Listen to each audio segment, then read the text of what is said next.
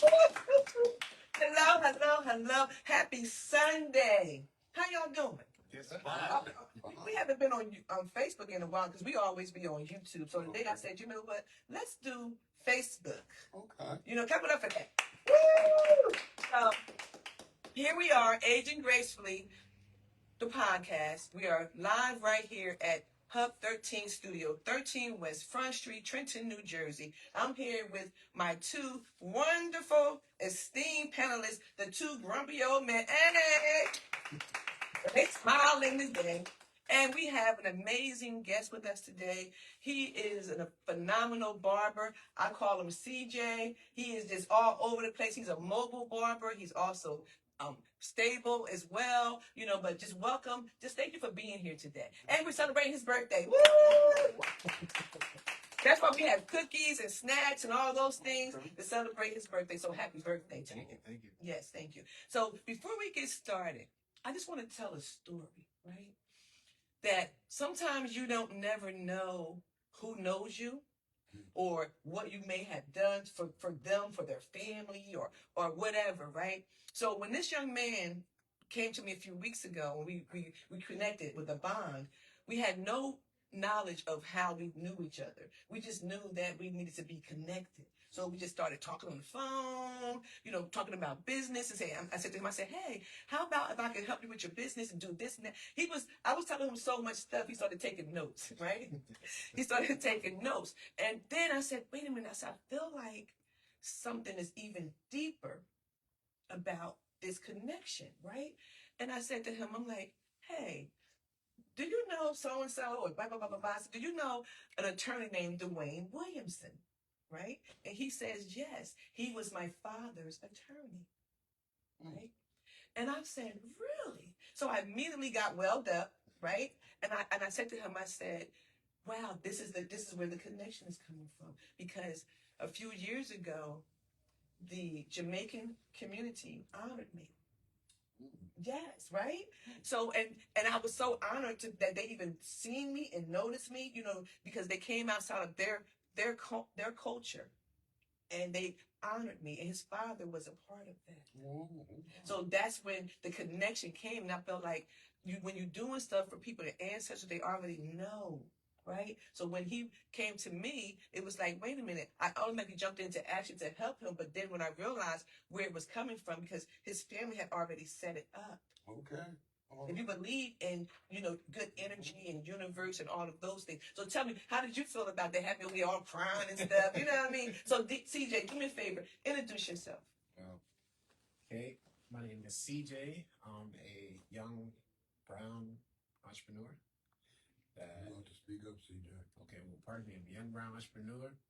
I'm a follower and a lover of Christ. My actual barber name is CJ the Immaculate Barber. To be honest, how I felt about that situation, I knew that it was divine. I knew it was straight from the Father. I knew it wasn't a question nor a coincidence. It was purpose. Everything's for a reason, for sure. Yes. So, thank you for coming on. Clap it up. Yes, right. We love that. We love that. And then we have our two gentlemen right here. So, gentlemen, please introduce yourselves and let's get this started. I guess I always have to go first. I know, right? But I'm going to go first by just saying this. This is what my granddaughter did for the day of service. And she's a female. Yeah. And this was her T-shirts. Okay. So they went to all the churches and, you know, down to the soup kitchen and all like that. So, Brielle, this is to you. Awesome. Brielle. Yeah, she's a Samuels. She's Jamaican. Okay. What's the name of the shirt? Community Drivers? Yeah, that's nice. I love it. Okay. Yes. Yeah, so You can't read it? I hadn't looked at that. I just my daughter gave it to me and said, put it on. And when you do the podcast, because it's Women's Month, and I said, no problem. Yeah. And I knew she was going to bring up Women's Month. Could you read it, though? Not upside down. Oh, it's upside down? It's upside down for me for up here. I didn't bring my glasses. It's upside Don't down. start up there. Hey, look in the mirror, Mr. Daniels. Don't start up. The grumpy old man. This CJ, this is them. This Okay. is every week. Every week, we laugh through the show is before the show. You already had the part of the show. Now, isn't the show before the show amazing? It's funny. It's really good. It's really good. But I do want to say, I'm so glad the young man came because, I have family that are barbers, beauticians, and braids. They do all of that, and it's always good to know that there's someone else that does it because there's enough money out here for everybody. Yeah, You know, I'm a strong believer in that. So I'm glad that the young man came. It's a pleasure meeting you. And I'm not going to say I'm going to come to your shop because I have family that I need to go to their shop. But it is good to get that exposure out there. And also, too, and then I'm going to be quiet for a little while, a reminder. Election is coming up. And I'll tell you what, in due respect to Women's Month, let's seek and find out the females that are running for office and hear what they have to say. Because I'm a strong believer, as you know, I'd rather work with the female than work with the male because the female is more sensitive, she more pays more detail, attention to detail, and where men, kind of, I've been in charge forever, but you know something, you wasn't in charge of your house because your mother was in charge of your house and you knew it. Yeah. So that's all I'm going to say about that. Mr. Daniels, it's your turn. My name is George Daniel. I'm from Birmingham, Alabama. I'm a professional black agitator. Don't forget that part, please. And I want to see what the politicians have to say myself. Because what they normally do, they come into the black community, put up signs, and you don't see them no more till after the election. When they ride through honking their home, they let you know that they won.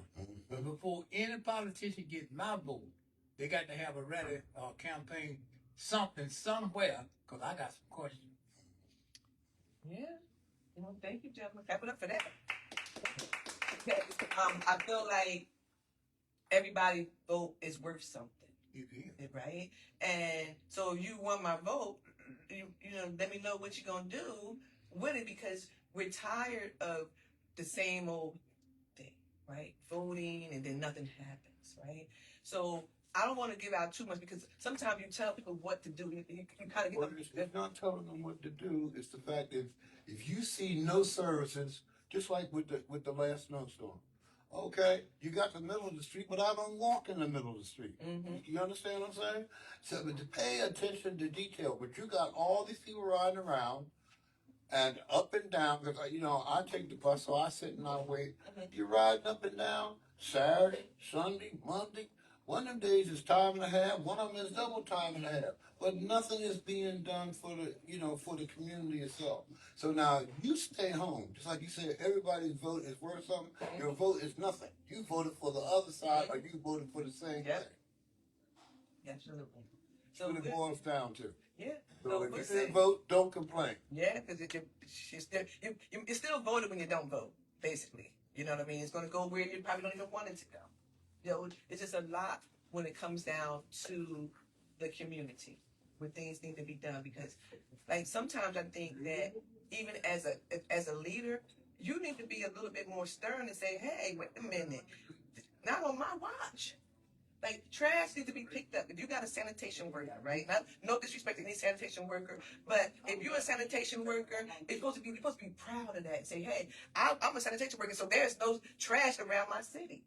You know what I mean? Like, take pride in certain things. We don't take pride in a lot of stuff.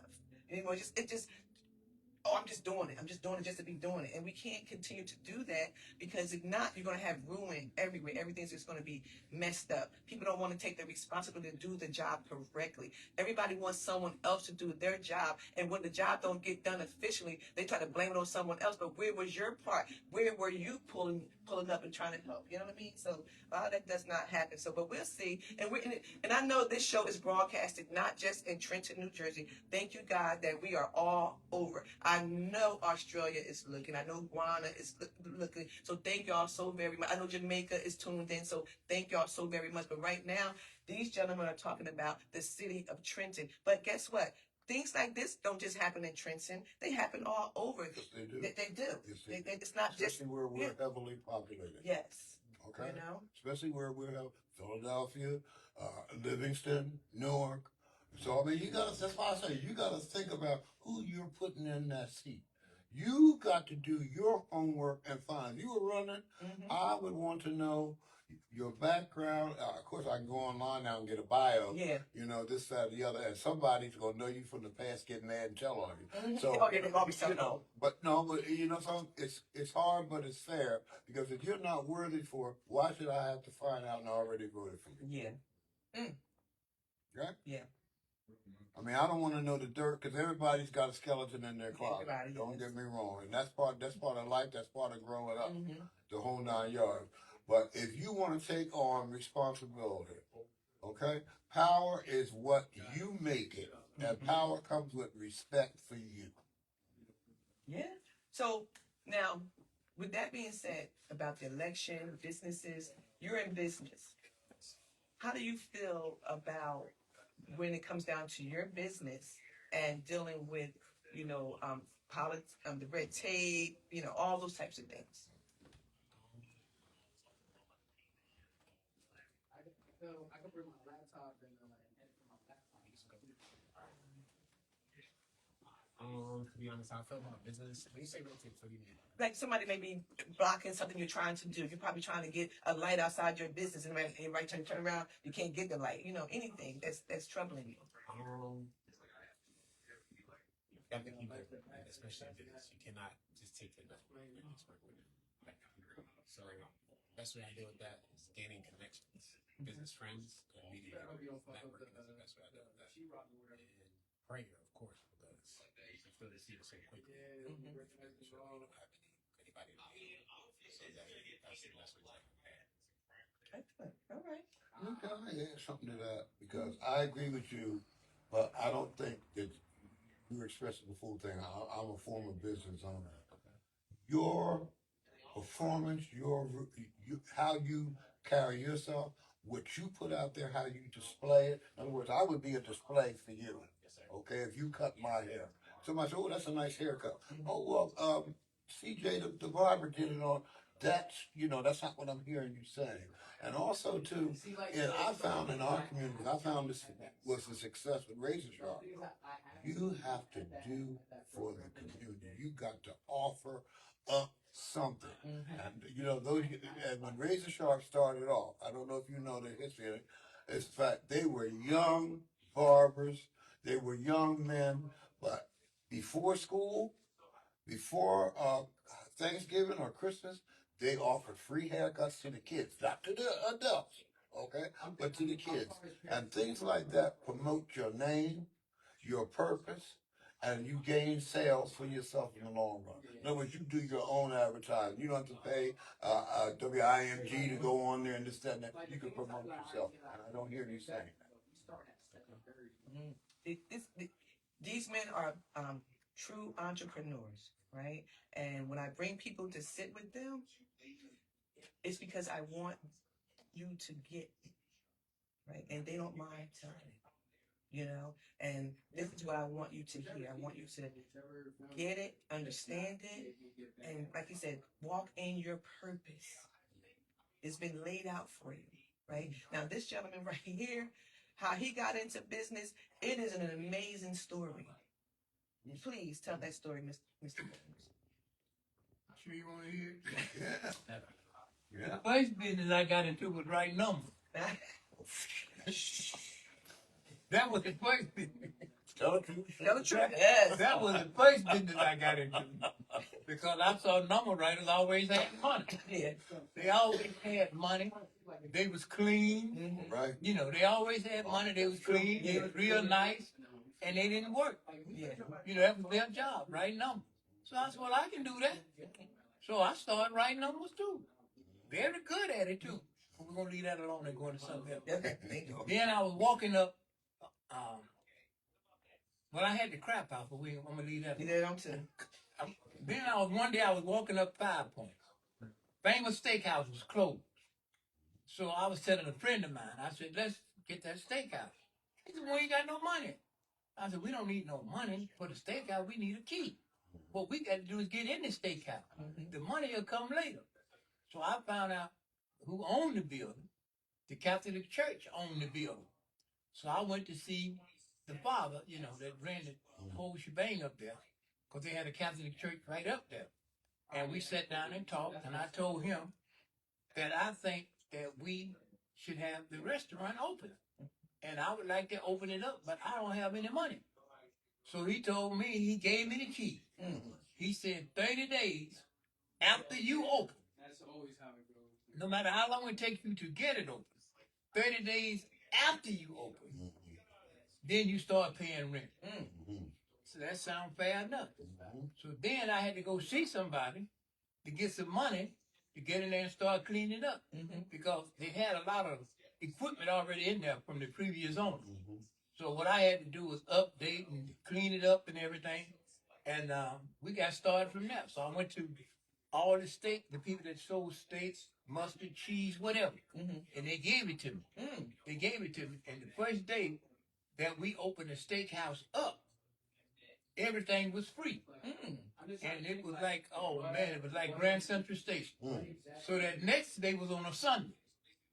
We had more people buying on Sunday than we gave away on Saturday. Wow. And we didn't refuse anybody anything. So that's how I came into the steakhouse business. But then they came too with this urban renewal. And that closed down 5 Points.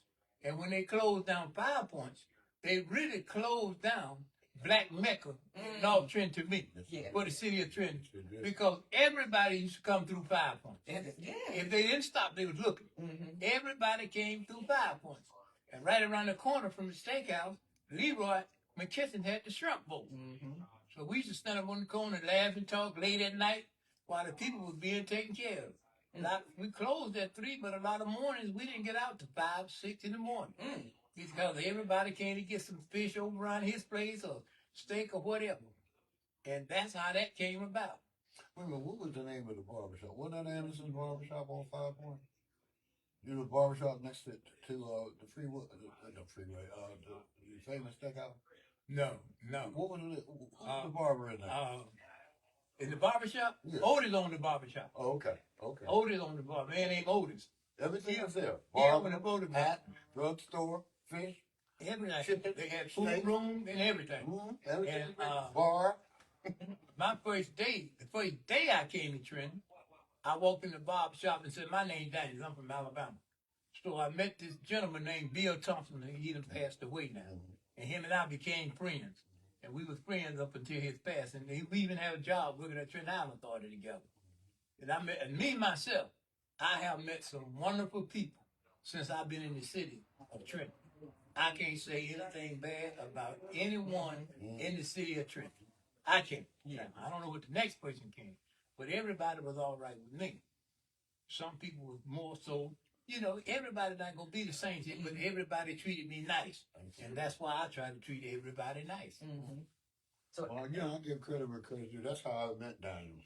I was walking down Parkside Avenue, and there's this little sign in the window that said "Help Wanted," and it was Alabama Soul Food Restaurant, and on the sign it said Mr. Daniels, proprietor.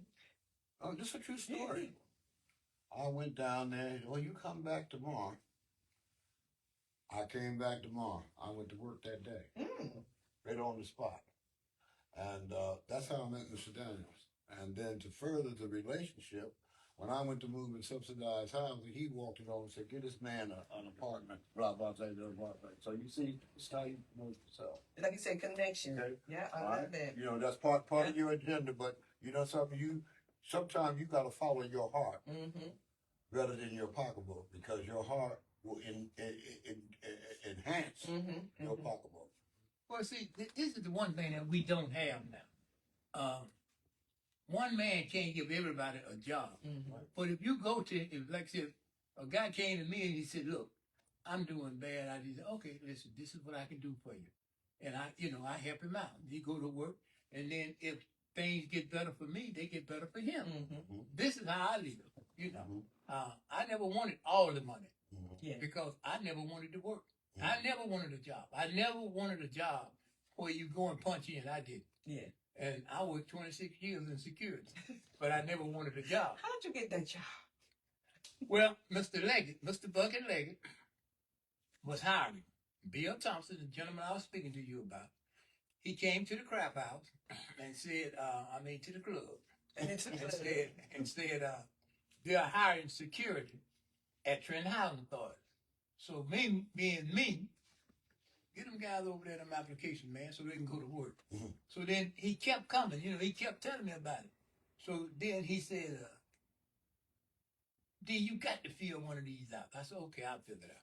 So I get one, I fill it out. And I get an appointment to see Mr. Leggett. I go and see Mr. Leggett. We talk. I can't go into details. And I got up to leave, and he said, you got the job. You got the job. He asked me a question that I couldn't answer, that I wouldn't answer. And he said, you got the job. Cause a lot of guys got turned down because they answered that question. But I told him, no. And I worked there. Mr. Leggett was good to me. So he said everything gonna be all right. And thanks to Mr. Leggett, I get a big Social Security check every month. That one, yeah. For the man who never wanted to work, so now you really don't have to work. Don't say what you won't do. No, I didn't say I wouldn't work. I said I didn't want I to said that's work. what you didn't want to work. What you wouldn't do. No, I would work, but I didn't want to. I would do little odd jobs or different things, but I didn't want no job where I had to go punch a clock. I didn't want to do that. I wanted to go to bed when I got ready. I wanted to get up when I got ready. If I wake up at 3 o'clock in the morning and just want to ride, to get in the car and just ride around or whatever. Like I lived in Columbus, Georgia. I crank up my car and say, I'm going home. Then I go, that's where my mother was living. And I got to be in Trenton. I'd be sitting down, first came through Trenton, I'd be sitting down, and something hit me and said, well, I'm going to see my mama. And I'd get in my car and go straight into Alabama. All right. That's the way that's how I like to live. Yeah. There's nothing wrong with that. Nothing wrong with that. Well, you wouldn't hurt nobody. No, nobody. But just clap it up for that, because my thing is, just being an entrepreneur, having a conversation with you gentlemen. But before I let you go, y'all know it is Women's Month. And my birthday month. 23rd of March. Okay. What was that The again? 23rd of March is my birthday. It's coming up next week. Yeah, next week. Next Monday is my actual birthday. Oh, okay. Yes. All right. So, with Okay. that being said, before I let you gentlemen go, please, what message would you give to a woman right now? What would y'all say? If you have anything to say to a young lady. Yo, cookie.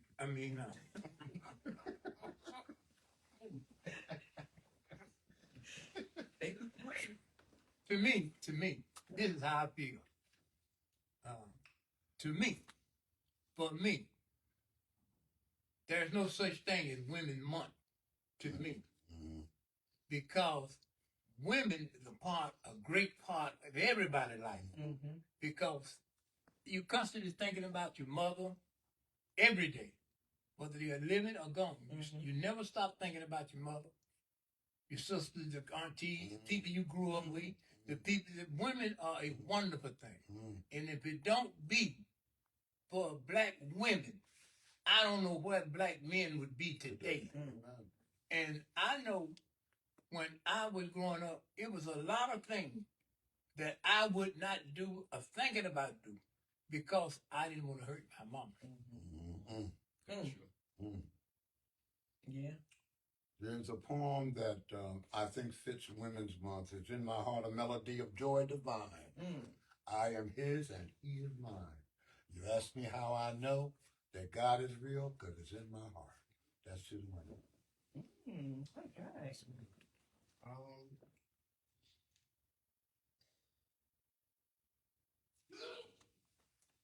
What would I say to a woman, a young woman? Love yours. Love yours. Don't be afraid to grow.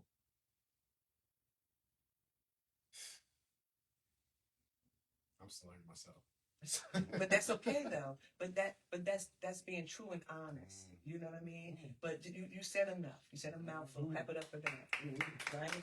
It's about being true and honest, right? So listen, we got to wrap this up. We want to thank everyone for staying tuned in. We are in our new season. So Sundays and Mondays, Sundays at 3 o'clock. Mondays at 11:30. We are here if you want to be a part of our studio audience, or if you would like to be a guest, just email me, call me, and we'll get you on the list to be a part of what we're doing here at Hub 13 every Sunday and every Monday. We're here. We got our music playing, our oldies, our goodies, and all that good stuff. But listen, do me a favor. Stay true to yourself. Don't let no one rattle your cage. And if they do, don't even worry about it because they seem to be more rattled than you. Okay? Well, this is what I want to say to black men. If you don't love black women, get you some help. Let me go. Right. Let me hit the button before we get shut down. Clap it up, clap it up.